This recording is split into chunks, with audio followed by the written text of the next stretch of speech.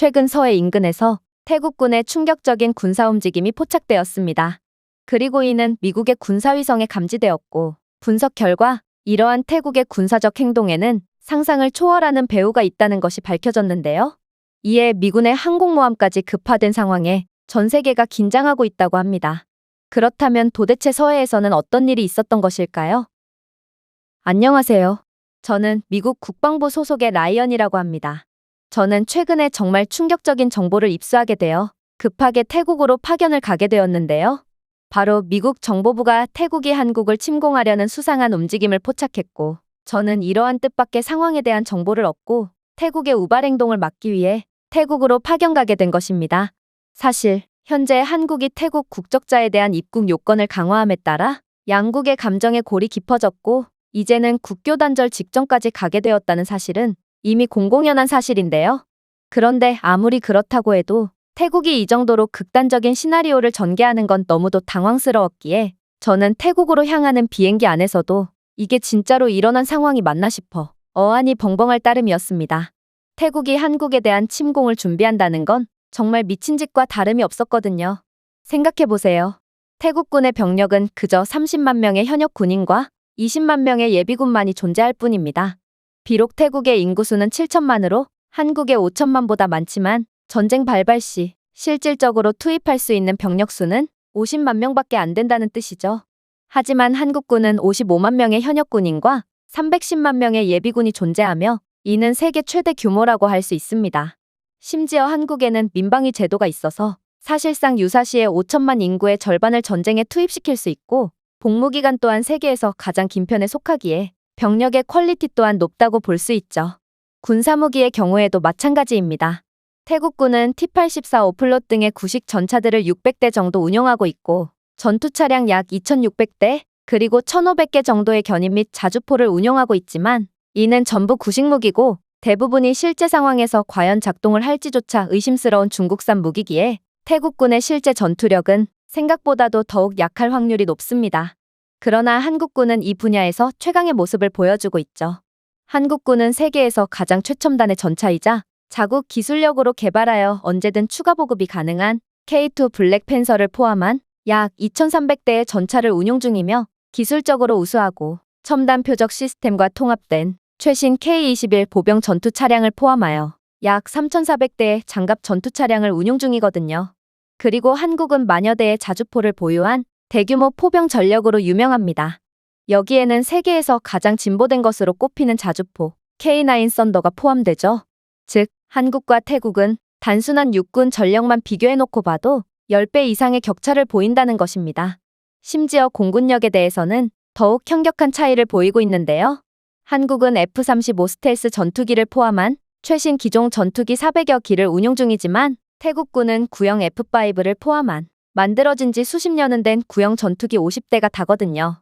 심지어 한국의 해군력은 계속해서 발전하여 그 경쟁력이 점점 올라가고 있다면 태국의 해군은 거의 없다시피 할 정도로 처참한 모습을 보여주고 있는 바, 태국이 한국을 침공하는 것은 그야말로 자살특공대와 다름없는 형국이 될 게 분명합니다. 이건 1km 거리 밖에서 저격총을 가진 특수부대원에게 나무 막대기를 들고 달려드는 꼴과 다름없다는 것이죠. 저는 분명 태국도 자신들이 미친 짓을 하고 있는 것을 인지하고 있을 거라고 생각했고, 이들은 그저 누가 말려주기만을 기대하며 액션만 취하는 거라고 생각했습니다. 아마 미국을 대표해서 파견 온 저를 본다면 분명 태국은 못 이기는 척 한국에 대한 압박을 그만둘 게 분명했죠. 그런데 그렇게 태국 정부 회의실에 들어간 저는 상황이 뭔가 잘못 돌아가고 있다는 것을 인지하게 됩니다. 왜냐하면 태국은 정말로 한국을 무력으로 굴복시킬 수 있다고 생각하는지 태국 국방부 고위 관계자부터 태국 정부 대변인까지 그야말로 태국에 이름 있는 고위 인사들이 전부 모여서 자신들은 한국을 이길 수 있으며 이건 한국이 태국의 자존심을 건든 대가라며 목소리를 높였거든요. 그런데 저는 이들의 태도에서 뭔가 묘한 이질감을 느끼게 됩니다. 태국이 정말로 한국을 힘으로 굴복시킬 수 있을 거라고 생각할 리는 없고, 이들이 해오는 주장도 뭔가 누군가에 대한 헛된 믿음을 바탕으로 전개된 느낌이 강했거든요. 그래서 저는 태국의 배후에 누군가 있다는 확신에 가까운 결론을 내렸고, 태국이 중국의 사주를 받고 한국에 대한 군사적 압박을 펼쳤구나를 추론하게 되었습니다. 중국은 안 그래도 1대1로 정책을 통해 동남아 국가들에 대한 지배력을 강화하면서 동아시아에서 거의 유일하게 자신들을 제압할 수 있는 한국에 대한 견제 정책을 줄곧 시행해 왔는데요. 아무래도 태국의 반한 감정은 중국에 있어서 한국을 압박할 좋은 카드로 여겨졌던 모양이었고, 중국은 태국이라는 바지사장을 내놓으면서 태국을 조종해 국제사회의 비판을 태국으로 돌리며 한국을 공격할 생각이었던 것입니다. 그리고 그렇게 회의 중 쉬는 시간에 저는 본부로부터 충격적인 긴급 연락을 받게 되었습니다. 이봐 라이언, 놀라지 말고 들어. 군사위성으로 확인해 본 결과 태국은 중국의 지원을 받고 한국을 압박하는 군사적 움직임을 보인 정황이 포착되었어. 즉, 이 모든 건 중국이 태국을 이간질해서 생긴 결과라는 거야. 태국이 중국이라는 거인과 연합했으니 이젠 미국 측도 가만히 두고만 보고 있을 수는 없겠어. 우리는 우리의 최후방국인 한국을 지켜야 하고 현재 태국과 중국 모두를 압박하기 위해 즉각적인 조치를 취해놨어. 국방부는 진작에 정보를 입수한 뒤 사전 조치를 취해놨다고 했으니 아마 지금쯤이면 태국도 자신들의 행동이 어떠한 결과를 불러일으켰는지를 인식하게 되었을 거야. 정말로 미국의 가장 강력한 동맹국인 한국을 건든 대가는 컸습니다. 미 해군은 니미츠급 핵추진 항공모함 중 하나인 로널드 레이건호와 첨단 이지스 미사일 방어 시스템을 장착한 순양함 및 구축함 등의 호위함을 한국의 서해 인근으로 파견시켰거든요. 특히나 로널드 레이건호에 배치된 FA-28 슈퍼호넷은 한국 공군과 전투항공 순찰 및 연합훈련을 실시하여 미국과 한국군 간의 협력을 더욱 강화한 대표적인 전투기로 중국군이 가장 두려워하는 전투기였기에 중국의 두려움을 불러일으켜 강한 억지력을 발휘할 게 분명했습니다. 이건 중국과 태국 모두에게 엄청난 압박으로 작용할 게 분명했어요. 항공모함은 그 자체만으로도 한 국가를 완전히 괴멸 상태에 이르게 할 수 있을 정도로 강력한 무기인데, 그러한 항공모함을 움직인다는 것은 어떤 나라든 한국을 건드렸다간 즉각적인 공습을 통해 석기시대로 되돌아간다는 뜻과 일맥상통했거든요. 심지어 미군은 태국의 해상이 아닌 중국 인근의 해상인 서해로 출병했는데요. 이는 미국은 태국의 뒷배에는 중국이 있다는 것을 이미 인지하고 있음을 알려줌과 동시에 중국이 만약 경거망동을 한다면 태국뿐만 아니라 중국도 한순간에 불바다가 될 수 있음을 대대적으로 선포했다고 볼 수 있었죠. 그리고 미군은 로널드 레이건함 외에도 현재 주한미군으로 파견되어 있는 칼빈슨 항모타격단과 오하이오급 잠수함 등의 추가적인 군사자원을 태국 인근 해상에 배치했는데요. 이는 얼마 되지도 않는 태국 해군을 순식간에 쓸어버릴 수 있다는 것을 암시했기에 태국 입장에서는 언제 터질지 모르는 미국의 전투 잠수함의 포구에 등골이 서늘해질 수밖에 없겠죠. 그리고 실제로 제가 회의실로 다시 들어가니 태국 정부 관계자들은 이제 막 미군이 항공모함을 출병시켰다는 충격적인 소식을 들었는지 제게 급격하게 공손한 태도를 보이기 시작했는데요. 특히나 태국 정부 대변인은 마치 대변이 마려운 강아지의 표정을 지으며 사실 한국의 태국인에 대한 제재 조치 이후 태국 또한 한국과의 국교를 단절하고 새로운 파트너로 중국을 받아들일 계획은 있었으나 이렇게까지 급진적인 군사행동을 취할 의도는 없었다며 빌빌기기 시작했습니다. 그러면서 새로운 파트너인 중국은 태국에 대한 경제 원조를 약속할 테니 한국을 압박할 만한 군사적 도발을 감행하라고 지시했기에 자신들은 어쩔 수 없이 이러한 군사적 움직임을 보일 수밖에 없었다며 미 해군이 제발 돌아가 주기를 간청하더라고요. 그랬습니다. 이건 전부 중국이 계획한 한국에 대한 도발이 맞았던 것이죠. 사실 중국은 1대1로 정책을 통해 태국을 경제적으로 옥죄고 있던 게 사실이고 이미 상당수의 중국 자본이 태국의 부동산과 인프라, 제조업 분야를 점령하고 있던 터라 태국에 대한 중국 자본의 침투는 진행될 대로 진행되었다고 봐도 과언이 아니었는데요. 이러한 태국에 대한 경제 종속과 태국 내의 반한 감정이 어우러져 태국은 잘못된 선택을 하게 되었던 모양이었고 저는 어딜 가나 혼란만 야기하는 중국이라는 나라에 학을 뗄 수밖에 없었습니다. 그리고 중국의 이러한 한국에 대한 견제는 어제 오늘 일이 아니었기에 저는 중국의 숨겨진 의도가 무엇인지를 정확히 알 수 있었는데요. 중국은 특히 남중국해에서 지속적인 영토 분쟁을 벌이고 있으며 한국의 영향력을 자신들의 영토 야망에 대한 잠재적 위협으로 보고 있거든요. 따라서 중국은 군사적 압력을 가함으로써 한국이 남중국해에서 항행의 자유를 포함한 지역 문제에 대해 보다 중립적이거나 소극적인 입장을 취하도록 협박하는 것을 목표로 태국을 이용한 거였습니다. 한국이 이러한 태국의 군사적 위협에 정신이 팔려 있는다면 중국의 지역 확장주의 활동에 반대할 여유가 없어지게 되고 중국은 그 틈을 타서 동남아시아 전체를 먹어버릴 계획인 모양이었습니다. 그리고 한국은 특히 반도체, 통신, 첨단 제조 분야에서 기술 분야의 글로벌 리더인데요. 이러한 산업은 세계 경제에 매우 중요하며 중국은 빠른 기술 발전에도 불구하고 여전히 반도체 칩과 같은 한국 제품에 의존하고 있는 게 현실이죠. 따라서 중국은 한국에 군사적 압력을 가함으로써 한국의 기술 지배력을 방해하고 한국 기술에 대한 의존도를 낮추는 동시에 중국이 지역 강대국이라는 신호를 전 세계에 보내는 것을 목표로 이와 같은 군사적 행동을 취했던 것입니다. 만약 운이 좋다면 중국이 동남아시아와 아프리카 국가들을 완전히 경제적으로 지배하게 된 것처럼 한국의 기술력 또한 압박을 통해 탈취하려고 할 수도 있겠죠. 생각이 여기까지 미치자 저는 그간의 중국과 태국이 벌인 수상한 움직임이 전부 이해가 가기 시작했습니다. 사실 중국과 태국은 서해나 동중국해 등 한국 영해의 인근 지역에서 합동훈련을 실시하곤 했고 특히나 이들은 기습 상륙 훈련을 중점적으로 실시하며 한국에 보이지 않는 압박을 가했거든요.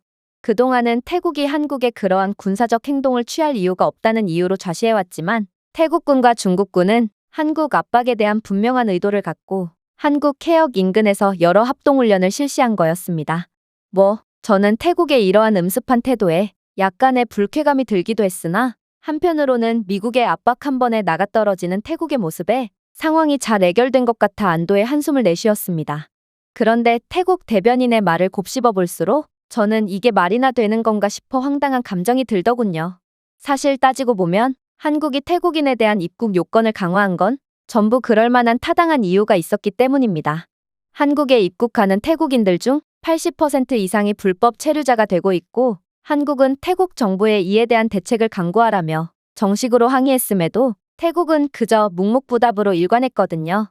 그리고 한국은 이런 식이면 태국인 불법 체류자 및 태국인 입국자에 대한 제재 조치를 시행할 수밖에 없다는 입장을 보였음에도 태국은 여전히 대꾸조차 하지 않았습니다.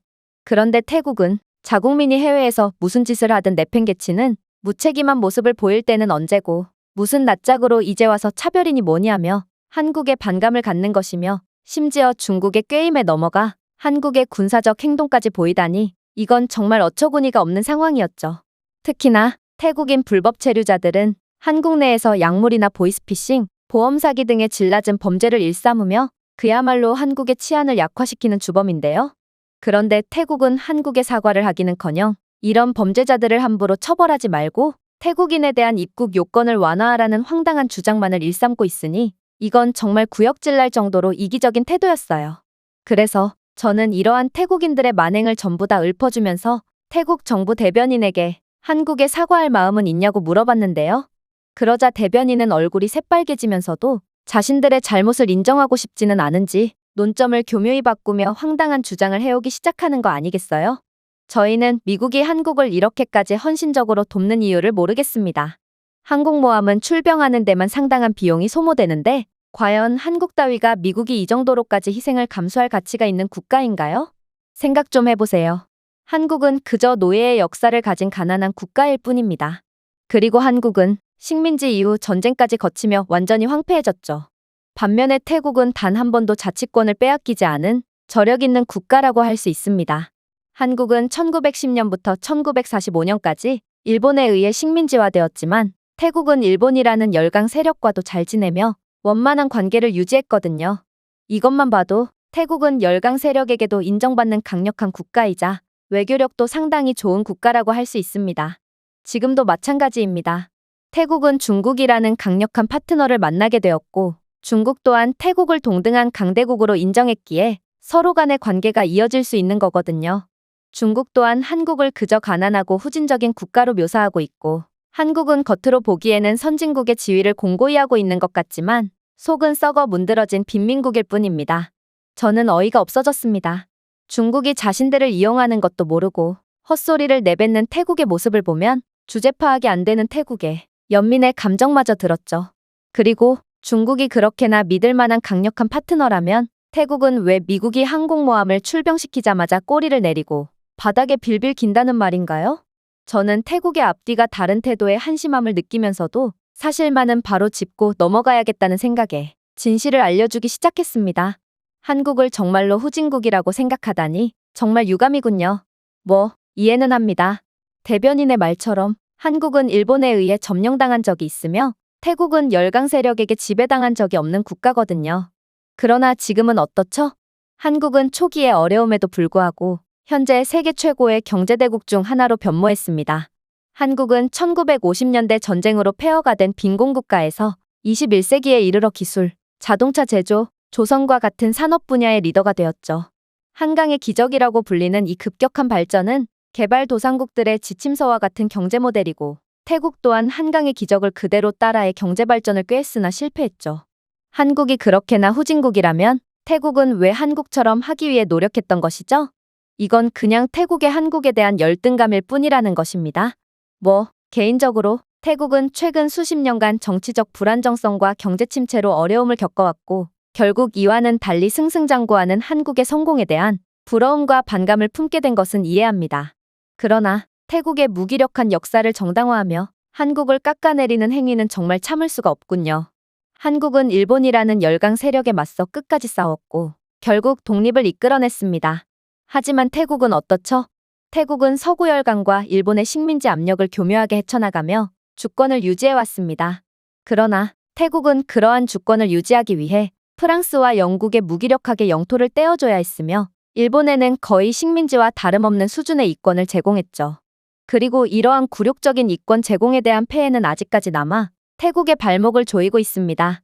태국은 한국에 대한 열등감에 사로잡혀 한국의 과거 빈곤과 식민지 역사를 걸고 넘어지고 있지만 따지고 보면 싸우지도 않고 자신의 영토와 이권을 양도한 비겁한 태국보다는 끝까지 싸워서 결국 아무 영토도 이권도 빼앗기지 않은 한국이 훨씬 더 자랑스러운 역사를 가졌다는 것입니다.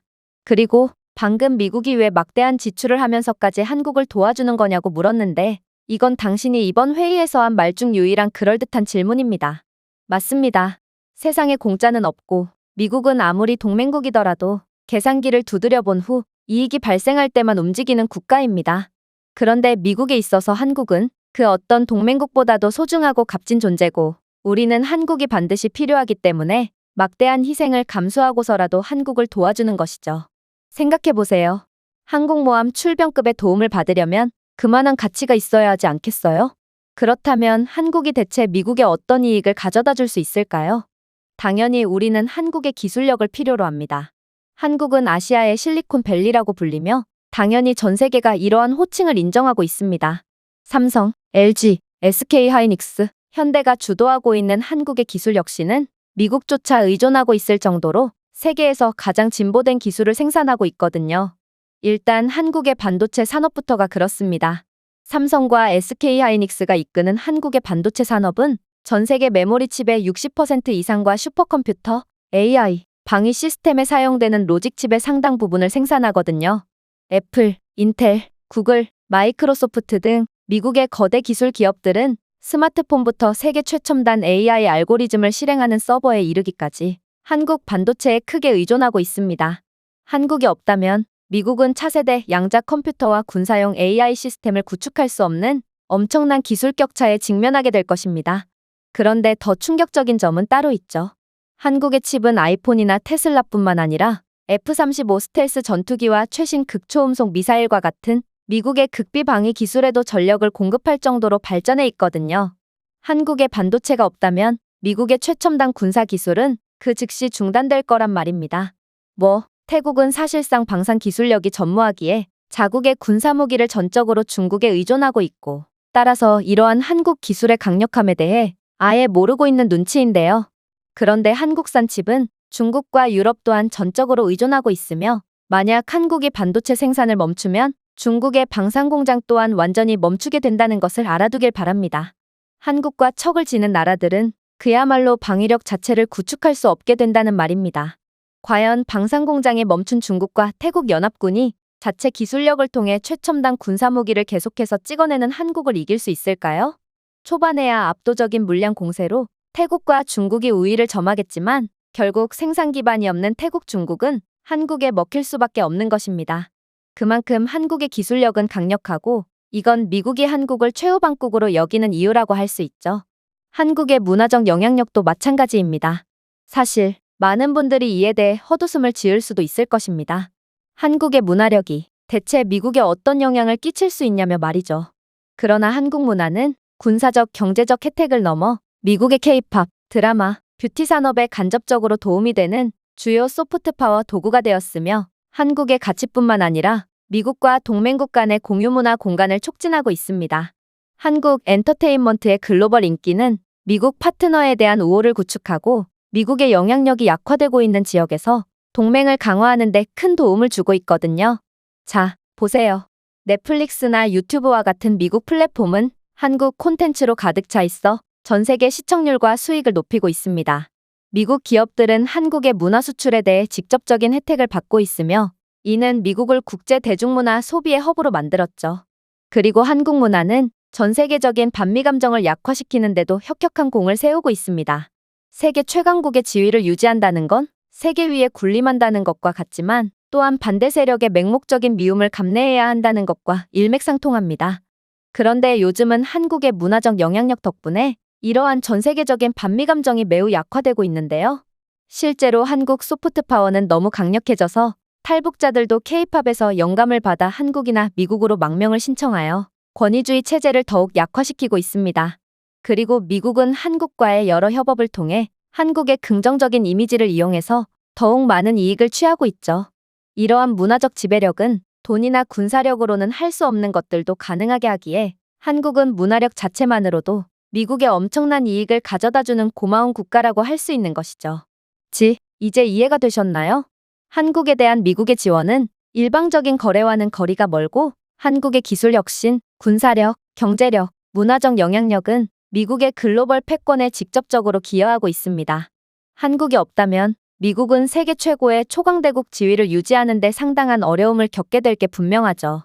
한국은 미국의 미래 지배력의 열쇠를 쥐고 있으며 미국이 가진 가장 없어서는 안 될 동맹국이라고 해도 과언이 아닌 것입니다. 제 말에 대변인뿐만 아니라 태국의 고위 관계자들 전부는 합주기가 되어 땅만 쳐다보고 있을 뿐이었습니다. 그리고 저는 이때다 싶어 쐐기를 받기 시작했죠. 그리고 당신은 태국과 중국은 굳건한 동맹관계라고 생각하고 있지만 태국은 그저 중국에 이용당하는 신세일 뿐입니다. 자, 중국이 태국의 인프라 건설에 지원을 해준 건 사실입니다. 그런데 그 인프라는 현재 누구 것이죠? 태국의 수많은 인프라들과 이권 사업은 분명 태국 영토에 존재하지만 결정권자는 전부 중국이고 따라서 이는 중국 거라고 할 수 있습니다. 중국의 입김 한 번이면 태국은 자신들의 것이라고 생각했던 모든 인프라들을 아예 쓰지도 못하게 되죠. 태국이 중국의 말을 듣고 한국의 군사적 압박을 시도한 것도 전부 이러한 중국에 대한 경제적 종속 때문 아닌가요? 즉, 인정하고 싶지는 않겠지만 여러분들도 태국은 사실상 중국의 손아귀 안에 있음을 인지하고 있을 것입니다. 그리고 확실히 말하건대 태국이 중국의 지배에서 빠져나올 수 있는 방법은 오직 한국에 붙는 것밖에 없죠. 한국은 아시아 내에서 중국을 견제할 수 있는 유일한 국가이며 중국이 한국을 중상모략하며 군사적 도발을 가하는 이유 또한 한국의 영향력을 두려워하기 때문이거든요. 만약 태국이 지난날의 과오를 사과하고 한국에 납작 엎드린다면 태국 입장에서는 중국의 지배를 견제해줄 파트너가 생기는 것과 마찬가지이므로 중국의 경제적 영향력에서 어느 정도 빠져나올 수 있다는 것입니다. 하지만 만약 자존심만을 부리며 중국에 붙는다면 태국은 10년 내에 중국의 속국쯤으로 전락하게 되거나 혹은 중국에 이용당해 한국을 공격하는 바보 같은 행동을 하다가 한국과 미국의 연합군의 반격을 통해 하루 만에 석기시대로 돌아가 버리겠죠. 그렇게 제 말을 끝으로 회의는 다소 싱겁게 끝나버렸습니다.